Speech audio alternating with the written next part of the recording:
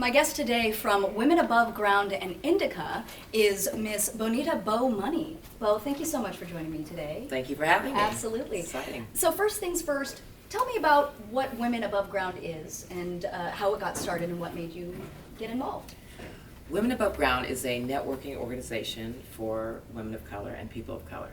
When I first got in the cannabis space, I found that there wasn't a lot of people that looked like me, and that was an issue. I would go to conferences, and I just wouldn't see people like me there. Mm-hmm. So I decided that we needed a platform. We needed a networking organization that could really assist women of color to transition into the cannabis industry, mm-hmm. Mm-hmm. And network with like-minded people and people that, we could share experiences together and move forward in the industry. Right, so what kind of workshops or what kind of events have happened through Women Above Ground? Well, we had an awesome event called Cannabis Lounge, which is our signature event. We honored Montel Williams last year with the Lifetime Achievement Award in cannabis. Awesome. It's very celebrity-driven.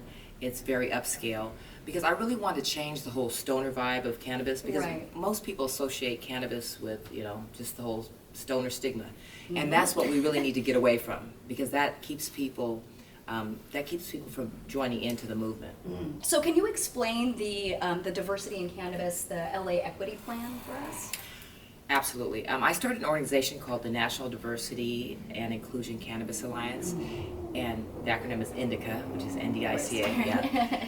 And we formed that about 8 months ago, and just so that we could broaden the whole scope of including people of color, mm-hmm. because we wanted to basically make sure we had ownership and equity in this industry. Because if you look at states like Maryland, Pennsylvania, people of color have been shut out. Mm-hmm. Illinois. And this is what we don't want to happen in LA. LA is the largest market in the world for cannabis.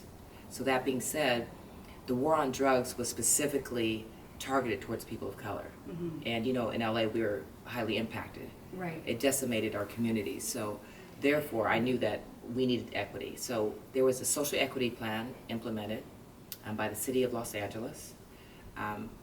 And that was probably the best thing that could ever happen. Because what's going to happen, it's like a 2-to-1 for dispensaries, which is retail. So for every one general license issued, there has to be 2 issued for people that qualify under the social equity plan, which means they have to be low income, they have to have a cannabis conviction, and they have to have lived in a zip code that qualifies. So those zip codes mainly are in the hood. Mm-hmm. So when I say the hood, city of Los Angeles, which could be, Watts, could be, what they used to consider South Central. Right. That, and I hate to say that because South Central was manufactured by the law enforcement. Thanks guys so much. We'll see you next time on 411 420.